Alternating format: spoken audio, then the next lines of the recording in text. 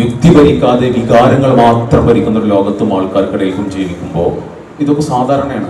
അപ്പോൾ ആ വികാരങ്ങളെ മാറ്റിവെച്ച് അല്പം നമ്മൾ ചിന്താശേഷി ഉണ്ടല്ലോ, ലോകത്തെ എല്ലാവർക്കും ഒരേ തലച്ചോറാണ് എന്നുള്ളതിന്റെ പേരിൽ ഒരേ അളവിലെ ഇതല്ല എന്നുള്ളതിൽ പ്രവർത്തനത്തിന്റെ ആ മേഖലയിൽ മാത്രം വ്യത്യാസം ഉണ്ടാവുള്ളൂ എന്നതിന്റെ പേരിൽ അവരുടെ പോലെ ചിന്തിക്കാൻ നമുക്ക് കഴിയും എന്നുള്ളതാണ്. എന്തുകൊണ്ട് നമുക്ക് ചിന്തിക്കാൻ പറ്റുന്നില്ല എന്നുള്ളതാണ്. ആ ഒരു വിഭാഗത്തിലേക്ക്, ഒരു ആശയത്തിലേക്ക് നമുക്ക് എത്താൻ കഴിയുന്നില്ല എന്നുള്ളത് എന്തുകൊണ്ടാണെന്നുള്ളതാണ്. പലപ്പോഴും പലരും പറയാറുണ്ട് നമുക്ക് അങ്ങനെ പറ്റുന്നില്ല. തലച്ചോറിന് വലിയ പ്രത്യേകത ഉണ്ട്. അത് പ്രവർത്തിക്കും തോറും അത് വികാസം പ്രാപിച്ചുകൊണ്ടിരിക്കുന്നതാണ്. അത് കോശങ്ങള്, സെല്ലുകള് നിർജീവമാകാതെ പ്രവർത്തനക്ഷമതമാകുക എന്ന് പറയും.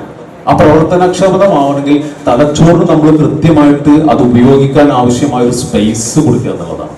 നമ്മുടെ തലച്ചോറ് പ്രവർത്തിക്കണമെങ്കിൽ, കൃത്യമായിട്ട് പ്രവർത്തിക്കണമെങ്കിൽ, പ്രത്യേകിച്ച് ഈ മൊബൈൽ എന്ന് പറയുന്ന, സോഷ്യൽ മീഡിയ എന്ന് പറയുന്ന ഒരു ലോകത്ത് ജീവിക്കുന്ന സമയത്ത് ചിന്തിക്കാൻ അവസരം കുറയുകയും വികാരങ്ങൾ വർദ്ധിപ്പിക്കുകയും ചെയ്യുന്നൊരു ലോകമാണ് സോഷ്യൽ മീഡിയയുടെ ലോകം.